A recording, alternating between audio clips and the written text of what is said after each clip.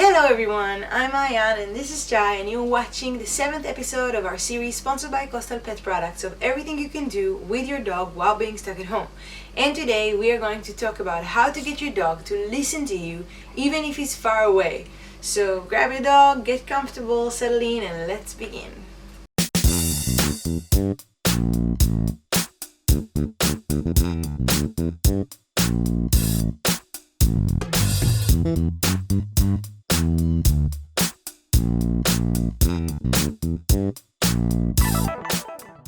So, every dog owner knows this feeling, when your dog is far away and you're calling them and they completely ignore you in the most frustrating way. Now, if we want to get our dogs to listen to us better, we first need to understand what motivates them. Most dogs grew up learning that if they're near us and they don't listen to us, there are consequences. But once they're far away and they don't listen to what we ask of them, usually there is really not much we can do about it. And they notice that too. So what happens with most dogs is that they become a little bit rebellious when it comes to commands from afar, and we stop correcting them from fear of failure because we simply cannot control them. So basically, if we had a way to correct our dogs when they're far away, if we had a way to control them, so we could potentially reshape their reality and create the same habit of obedience that they display when they're near us. So, I'm happy to introduce to you your tool to control your dog from afar, and that is the long leash. When Chai was just a puppy, we spent the first 6 months together on a long leash with no exception. During this time, I was in 100% control over his reality. For a period of 6 months, he never got to run away. He never got to pick up something from the floor or chase a cat or do anything that I disapprove of without me having the ability to correct him by pulling him slightly on the leash. I could see that being 10 meters away from him allowed him to feel completely free and independent. But still, he was never alone. I was always watching, always correcting, always in 100% control. That became his reality and put the building blocks of the relationship we ended up having in the future. So, now that you understand the importance of long distance control, I'm going to teach you everything you need to know about working on a long leash. So, let's get started. Okay guys, let's talk for a second a little bit about the qualities of the leash that I recommend you should get. First, the perfect length is 10 meters in my eyes. It gives the dogs enough freedom, but also it's manageable and it's easy to work with. Second, I recommend you to use the simple ones and not the one with the roller and the buttons, because this is a much more natural approach. The dog feels it less on this collar and it helps you create that false feeling of freedom that we want to create while we're working on the long leash. So this is exactly the kind of leash you should be getting, and let's get started and talk a little bit more about it. So we'll start by introducing the leash to our dogs. Connect your dog to the leash and first give him a few commands that he knows really well without any distance between you, just to warm up. Then ask your dog to stay and take one step back. If your dog doesn't know how to stay, you should check out our first episode of this series where we teach everything you need to know about this command. Now, once you've taken one step back, give your dog the same commands with a bit of a distance between you. It is better if we don't use treats for this exercise because we want to work on the authentic habit itself of the dog listening to us just because we've asked so. Whenever your dog succeeds, immediately come closer and instead of a treat, give him a physical reassurance to make sure he understands he did good. Now, there are two important things to notice when working on a long leash. First, it's to use it physically whenever your dog doesn't listen by pulling gently on the leash. It's just a tiny physical gesture that reminds the dog that you're in control even if you're far away. The second is to add a sound to the pull. Mine is tsh. You can choose a different sound of your own.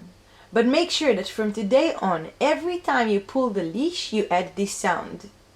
That way, you're creating an attachment between the physical correction and the sound itself, so that one day you will be able to only use the sound even if the dog is not on a leash at all, and he will react similarly.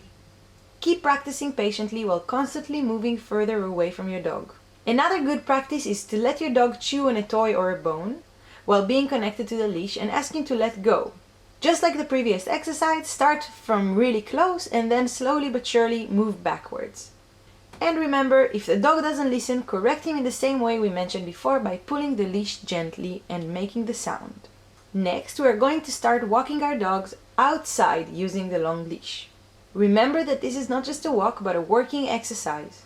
You should constantly challenge your dog throughout the walk by giving him different commands and use the leash and the sound for correction. Very soon you'll notice how your entire communication becomes more fluent and more responsive.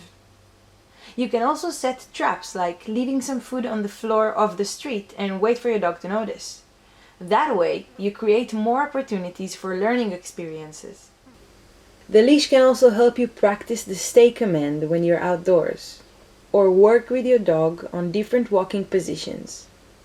But mostly, the leash allows you to prepare your dog for any situation you might come across if you ever decide to walk with your dog freely, like waiting before crossing the street and so on. You want to be persistent and keep using the leash every time you leave the house.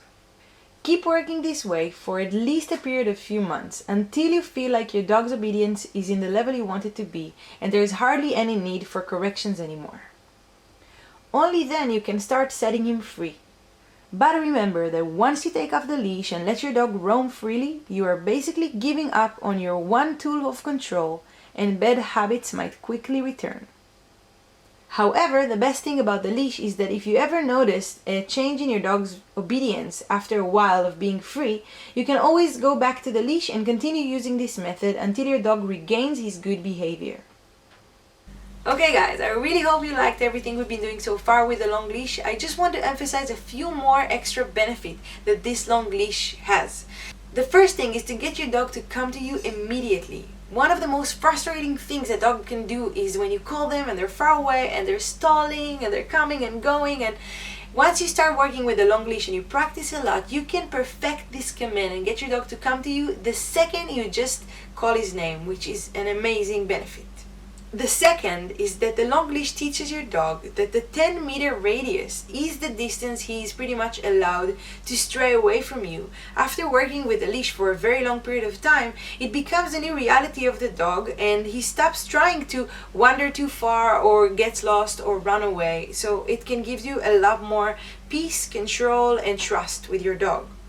And the third one, do you remember the exercise I gave you before, working with the bone and asking your dog to release it? It happens so many times when a dog pick up something on the floor and you tell him to leave it, but they will just try to swallow it as fast as they can. The more you practice on this one, the more control you have in telling your dog, even if you cut him, correct it on time and telling him to let go of whatever it is that he has in his mouth. So, to sum things up, there are endless amount of benefits of working with a long leash. In my eyes, it's a must-have product for every dog owner, especially those who are struggling to control their dogs in the outdoors. And even though it's a hassle to carry it around and to constantly adjust the length and get caught up in things and objects, it is a temporary tool, and I promise you that one day it will be worth it, because that will be the work that allows you to walk freely with your dog with so much more confidence and understanding between the two of you, and it will give you all the control you need. Okay guys, I really hope you find this video helpful and you're gonna run and get yourself a long leash and start incorporating this method in your everyday life. Please let us know how your dog reacted to the long leash and share with us videos of you working together, and maybe some of you will get to be featured in our Instagram stories.